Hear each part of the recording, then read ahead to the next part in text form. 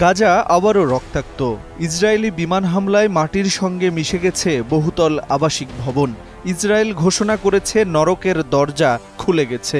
এদিকে জাতিসংঘ বলছে এই হামলা মানবতার বিরুদ্ধে। আর ট্রাম্প জানাচ্ছেন হামাসের সঙ্গে সমঝোতা চলছে। এই মুহূর্তে কি ঘটছে গাজায়, চলুন বিস্তারিত জানি। গাজা সিটির মুস্তাহা টাওয়ার একটি বহুতল আবাসিক ভবন মুহূর্তের মধ্যে ধসে পড়ে ইসরায়েলি বিমান বাহিনীর হামলায়। প্রত্যক্ষদর্শীরা জানান তারা তখন রাস্তায় হাঁটছিলেন। হঠাৎ এক বিকট বিস্ফোরণ আর চোখের সামনেই ধসে পড়ে ভবনটি। ভবনের ভেতরের কাউকে উদ্ধার করার সুযোগই পাওয়া যায়নি।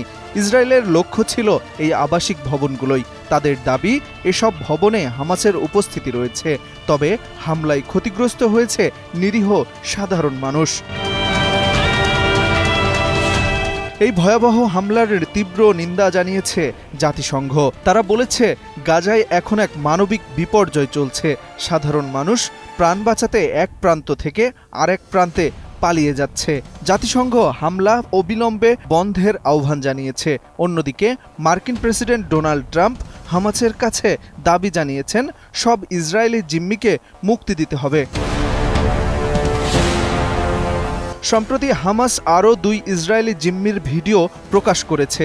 ট্রাম্প জানিয়েছেন ওয়াশিংটন ও হামাসের মধ্যে সমঝোতা প্রায় চূড়ান্ত পর্যায়ে। তবে তিনি সতর্ক করেছেন যদি সব জিম্মিকে মুক্তি দেওয়া না হয় তাহলে এই সমঝোতা ভেঙে পড়তে পারে।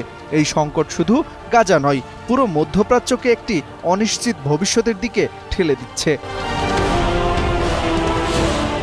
গাজার আকাশে ধোঁয়া, মাটিতে কান্না আর ভবিষ্যৎ জুড়ে অনিশ্চয়তা। এই সহিংসতা কবে শেষ হবে?